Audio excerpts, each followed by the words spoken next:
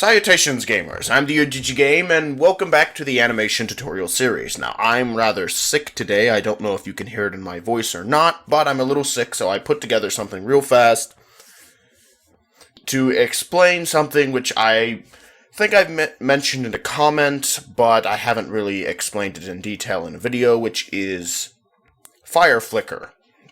Or at least that's what I call it. So, if you were going to animate fire, how do you go about animating fire? Well, fire obviously moves around a lot, but fire, the fire flicker technique, or whatever, or however I really say it, the fire flicker technique basically means that the fire is going to move upwards and then flicker off from the flame itself. So here we have the flame right here. Oopsie daisy. I went and... oops, okay, there. There we go. Okay. So we have the flame right here, as you can see. Oops. Okay. So we have the flame, and we have an animation for the flame, where the flame is going to cycle through this animation where basically it moves upwards, like so, comes into these flickers, and then the flickers flicker off from the fire itself, and then it repeats this over and over again. As you can see there. Now, this is an old animation I actually put together quite a while ago. You really don't want the flickers to be all at the same time, but it doesn't matter too much, I don't think. So, but as you can see, I'm just showing you right here. So the flame moves up, breaks into a flicker, and then repeats itself, like so. Now that's not too hard to do, at least not in Anime Studio. All you basically need, and you could probably see them down here as it moves upwards. There are these, already I have separate images, which are, well, for the most part, they are not visible up until the point that they need to flicker off. They will immediately, see right here, pop right into place where the flame is already in its position, the way that it needs to be, and then it flickers off as the flame comes back down into its original position, and it cycles. And it keeps doing that. Okay? Now, of course, flame is not just one. A flame is not simply one layer, it's multiple. So we also have, of course, a flame back, which is just the exact same. You know, you could make it different if you wanted, but for this particular one, all I did was I took the flame, put it behind it, and scaled it up, and I also, something that you want to make sure that you're doing with these fires, they are not going to be solid looking. Or at least, well, you could make a solid looking fire, but I prefer to have the cool effect of having a fire which is not solid looking. So for the flame front, we have a blur radius of, that's a weird blur radius, a blur radius of about 2. It does that sometimes, and a complete opacity, meaning that you can completely see it, but it is still blurred. And then the flame back, oh dear, also has the blur radius of 2, but is significantly larger.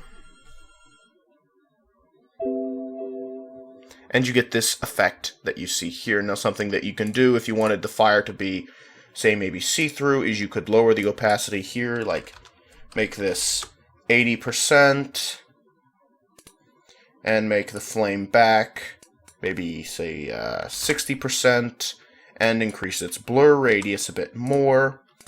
And you can get an effect that looks something more like this if you wanted, right?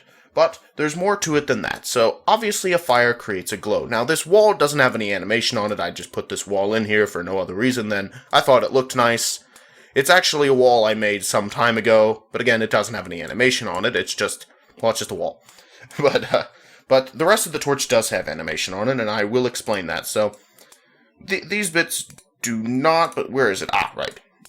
So first and foremost, we want to talk about the glow effect. I probably talked about the glow effect before, but oh yes, with Aura, I did talk about having a glow effect. Now, with the glow effect, all it is is a circle with a gradient, and that gradient has a particular color, which has a very low opacity, and then it goes to another color with absolutely no opacity whatsoever. Okay? And by doing that, we get this glow. And then what we do is we scale the glow up and down, move it around, as you can see there. And what that ends up doing is that creates this effect where the glow pops in and out, as you can see there. Right? Pop, pop, pop, pop, pop. And it cycles. Now, you might have noticed these black-looking things right here. Or not really black, but dark. Very dark gray compared to this gray here. These are shadows. Now, something else that you can do, you don't always have to do it, but something that can look very, very nice is to have shadows on the object itself or the objects around it, and with the glow effect as it moves, the shadows themselves as well move. Now, you could time this to make it be timed perfectly, but you could also just do it randomly. So, here's the shading up here, which I've put into a masking layer. You have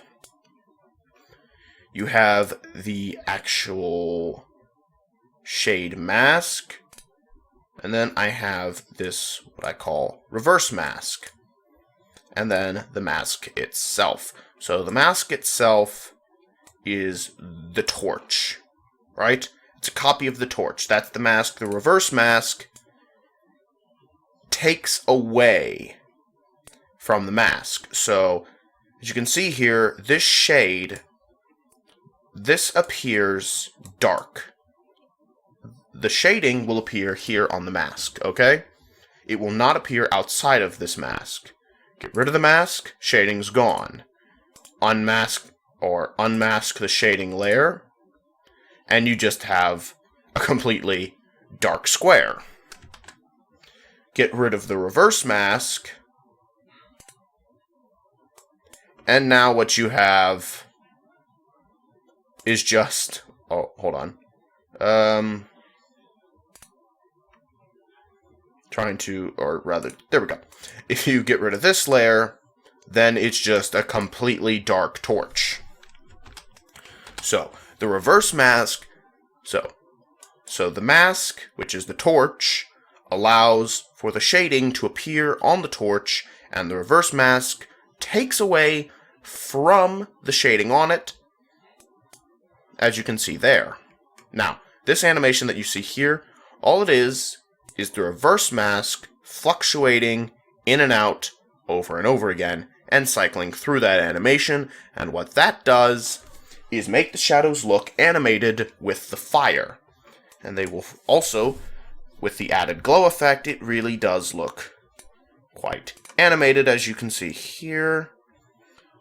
It moves with the fire and the glow, like so. And in the end, what you should have is something that looks a little something similar to this.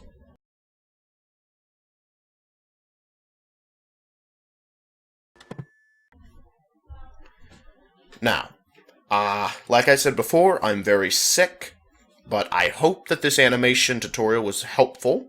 If so, make sure to leave a like on it.